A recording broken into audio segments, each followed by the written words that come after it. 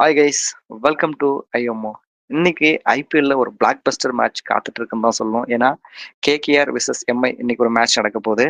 ஆஹ் நீங்க வந்து எம்ஐயை பொறுத்த வரைக்கும் பாத்தீங்கன்னா ஃபர்ஸ்ட் ரெண்டு மேட்சுமே தோத்துட்டாங்க. ஐ திங்க் இது ஃபோர்த் சீசன் நினைக்கிறேன். அவங்க ஃபர்ஸ்ட் ரெண்டு மேட்ச் தோக்குறது. பட் இருந்தாலும் அவங்களுடைய பெரிய கன்சர்னா இருக்கிறது, ஏன்னா நம்ம ஃபர்ஸ்ட் மேட்ச் தோத்த உடனே நம்ம நினைச்ச ரீசன் என்னன்னு பாத்தீங்கன்னா, ஒரு பும்ரா இல்ல, ஒரு ஹார்திக் பாண்டியா இல்ல, அதனால தான் தோத்தாங்க அப்படின்னு நம்ம ஒரு நினைச்சோம். செகண்ட் மேட்ச்ல ஹர்திக் பாண்டியா கேப்டன்ஸ்ல தான் ஒரு 190 பிளஸ் கூட சேஸ் பண்ண முடியாம ஈஸியா தோத்துட்டாங்க. 36 ரன் வித்தியாசத்துல தோத்துட்டாங்க. ஸோ இன்னைக்கு வந்து என்ன நடக்குதுன்னா, இன்னைக்கு முக்கியமான மேட்ச். பட் அது வான்கடேல நடக்கிறது அவங்களுக்கு ஒரு பெரிய பாசிட்டிவா இருக்கும். ஏன்னா வான்கடே அவங்களுடைய போர்ட்ரஸ். நீங்க ஒரு ஹோம் கிரவுண்ட்ல அதிகமா வின் வச்சிருக்கிற டீம்ல செகண்ட் பிளேஸ் இருக்காங்க. ஃபர்ஸ்ட் பிளேஸ் வந்து சிஎஸ்கே 66% அவங்க வின் பண்ணிருக்காங்க. 57% வின் பண்ணிருக்காங்க. எப்பவுமே கேகேஆர் விசஸ் எம்ஐனா ஒரு ரீசன்ட் இயர்ஸ், இதுக்கு முன்னாடி ஒரு 10 வருஷத்துக்கு நீங்க மேட்ச் பாத்தீங்கன்னா எப்பவுமே கேகேஆர் வந்து பயங்கரமா டாமினேட் பண்ணிருப்பாங்க. நீங்க எப்பவுமே ஒரு கேகேஆர் விசஸ் எம்ஐ மேட்ச்னு பாத்தீங்கன்னா, எம்ஐ வந்து பயங்கர டாமினேட் பண்ணுவாங்க. கேகேஆர் ரொம்ப ஈஸியா வின் பண்ணுவாங்க. அதுதான் ரெக்கார்டா இருந்திருக்குது. ஆனா இப்போ ஒரு ஒரு லாஸ்ட் 3, 4 இயர்ஸா நீங்க பாத்தீங்கன்னா கேகேஆர் பயங்கரமா டாமினேட் பண்ணிருக்காங்க. 6 மேட்ச்ல ஐ திங்க் அவுட் ஆஃப் 6ல 5 மேட்ச் கேகேஆர் தான் வின் பண்ணிருக்காங்க. நீங்க ஓவரால் ரெக்கார்ட் பாத்தீங்கன்னா மும்பை இந்தியன்ஸ் வந்து 23 மேட்ச் வின் பண்ணிருக்காங்க. அதே மாதிரி கேகேஆர் 11 வின்ஸ் வின் பண்ணிருக்காங்க. அப்படி பாத்தீங்கன்னா நீங்க ஒரு 3 இயர்ஸ்க்கு முன்னாடி வரைக்கும் கேகேஆர் வின் பண்ண மேட்ச் வெறும் 5 தான். அந்த அளவுக்கு அவங்க பயங்கர டாமினேட் பண்ணிருக்காங்க. அதே மாதிரி லாஸ்ட் வருஷம் இன்னொரு பயங்கரமான சம்பவம் நடந்துச்சு. என்னன்னா கேகேஆர் போயிட்டு மும்பை இந்தியன்ஸா வேன்கடோல தோக்கடிச்சாங்க. ஏன்னா அது 12 வருஷம். இப்ப நம்ம வந்து சிஎஸ்கே வந்து எப்படி ஆர்சிபி ஒரு 17 வருஷம் கழிச்சு தோக்கடிச்சாங்களோ செப்பாக்ல, அதே மாதிரி லாஸ்ட் இயர் தான் மும்பைல வந்து வேன்கடோல கேகேஆர் மும்பையை தோக்கடிச்சாங்க. ஸோ வந்து அந்த ரிவால்வர் இப்பதான் கொஞ்சம் கொஞ்சமா பயங்கரமா ஸ்டார்ட் ஆகுதுன்னு சொல்லலாம். ஸ்டார்ட் ஆகுதுன்னு நினைக்கிறேன். நீங்க டீம் வைஸ் பார்க்கும்போது, நீங்க ஒரு கொல்கத்தா நைட் ரைடர்ஸ் எடுத்துக்கிட்டீங்கன்னா ஒரு சாம்பியன்ஸ் டீம்.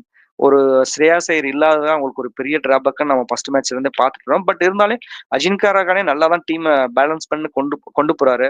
ஏன்னா ஃபர்ஸ்ட் மேட்ச்ல ஒரு குவிண்டன் டிகாக்கா இருக்கட்டும், அதுக்கு அடுத்து வந்து ஒரு சுனில் நரேன் அப்படின்னு பெருசா பேட்டிங் பண்ணாடு கூட அஜின்கா ரகானே ரொம்ப நல்லா பண்ணாரு. பட் ஸ்டில் அந்த 174 ஸ்கோர் வந்து ஆர்சிபி எந்த விதத்திலும் பாதிக்கல. அவங்க ஈஸியா வின் பண்ணிட்டாங்க. பட் செகண்ட் மேட்ச்ல ரொம்ப அழகா பண்ணாங்க.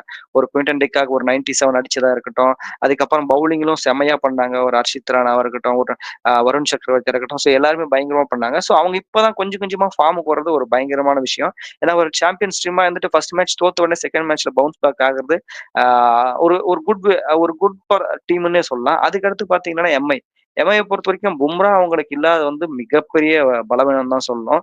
ஏன்னா என்னதான் நீங்க ட்ரெண்ட் போல்ட் இருந்தாலும், தீபக் சகர் இருந்தா கூட அவங்களுடைய பிரைம்ல அவங்க இல்ல. அதுதான் ஒத்துக்கணும். ஆனா நீங்க அந்த சைடு பாத்தீங்கன்னா பும்ரா அவருடைய பிரைம்னே சொல்ல வரணும்.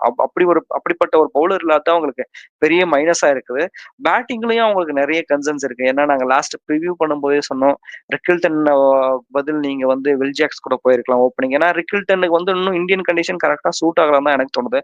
ஏன்னா ராபின் வின்சன் நீங்க இம்பாக்ட் பிளேயரா கொண்டு வரதுக்கு அவரை டைரக்டா பிளேயிங் லெவல்ல கீப்பரா வச்சுக்கிட்டு நீங்க வில்ஜாக்ஸ் கூட ஓப்பன் பண்ணி பார்த்தா உங்களோட டீம் காம்பினேஷன் கிடைக்குமா அப்படின்னு ஒரு வேலை ஒரு 1 or 2 மேட்ச் செக் பண்ணலாம். ஏன்னா நீங்க கண்டினியூவா நீங்க செக் பண்ணி தோக்குறதுக்கு ஒரு சேஞ்சஸ் பண்ணலாம். அது ஒன்றும் தப்பு இல்லை. அதே மாதிரி ரோஹித் சர்மாவுடைய ஃபார்ம் வந்து பயங்கர கன்சர்னா இருக்கு.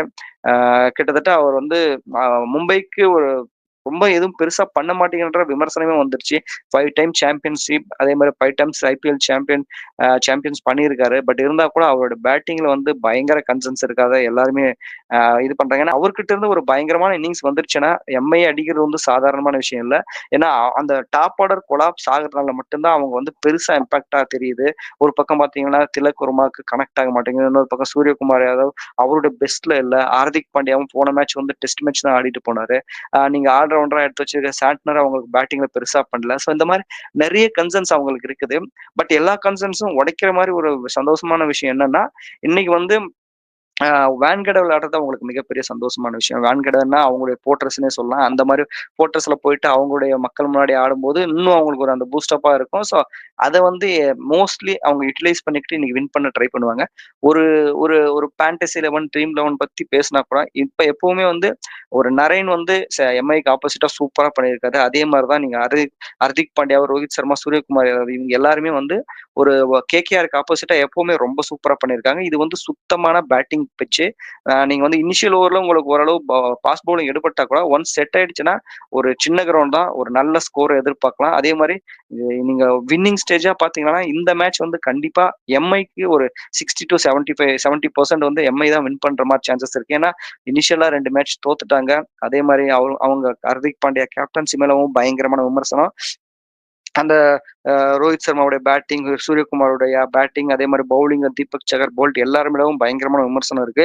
இந்த மாரி ஒரு ஹோம் கிரவுண்ட்ல போயிட்டு பெர்ஃபார்ம் பண்ணும்போது, ஐ திங்க் அது இன்னும் பயங்கரமா இருக்கும்னு நெனைக்கிறேன். அதே மாரி கேகேஆருக்கு அவங்கனால வின் பண்ண முடியாதுன்னு சொல்ல முடியாது. பட் அவங்களுடைய பெரிய மைனஸ் என்னன்னா, இந்த மாரி ஒரு கிரவுண்ட் வந்துட்டு நல்ல ஃபயர் பவர் குடுக்குற ஒரு பேட்டிங் லைனப் இருக்கணும். இன்னைக்கு நரேன் வந்து 100% ஃபிட்ன்னு சொல்ட்டாங்க. ஒருவேள குவின்டன் டிகாக்கும், நரேனும் ஓப்பனிங்ல நல்லா பண்ணாங்கன்னா, அவங்களுக்கு நெறைய சான்ஸ் இருக்கு. பட் அவங்க ஓப்பனிங்ல ஒரு வேள குவின்டன் டிகாக் அதே மாரி நீங்க நரேன் வந்து ஈஸியா விக்கெட் விட்டுட்டா, அதுக்கப்புறம் அங்கருந்து கொண்டு போறதுக்கு பெருசா பேட்டிங்ல ஒரு ரகுவன்ஷியா இருக்கட்டும், அஜின்கா ரஹானேவா இருக்கட்டும், ரசலா இருக்கட்டும், அவங்களோட பெஸ்ட்ல அவங்க இல்ல. ஒரு வேள விளையாடுறாங்க. பட் அவங்களோட பெஸ்ட்ல அவங்க இல்லன்னு தான் சொல்லணும். ஸோ அந்த டாப் ஆர்டர் அவங்க வந்து பயங்கரமா பண்ணா கண்டிப்பா கொல்கத்தா நைட் ரைடர்ஸ்க்கு நெறைய சான்ஸ் இருக்கு. அதே மாரி மும்பை இந்தியன்ஸ்க்கு ஹோம் கிரவுண்ட்ன்றது பயங்கரமான சாதகமா இருக்குது. வில் சி அவங்க எப்படி விளையாட போறாங்கன்னு இன்னைக்கு பார்த்தா தான் தெரியும். ஸோ என்னுடைய ப்ரெடிக்ஷன்னு சொன்னா, ஐ திங்க் இன்னைக்கு மும்பை வந்து வின்னிங் ஸ்டேஜ் போவாங்கன்னு நெனைக்கிறேன். நம்ம மேட்ச் பார்த்தா தான் தெரியும். ஸோ இன்னொரு வீடியோல உங்கள சந்திக்கிறேன். பாய்.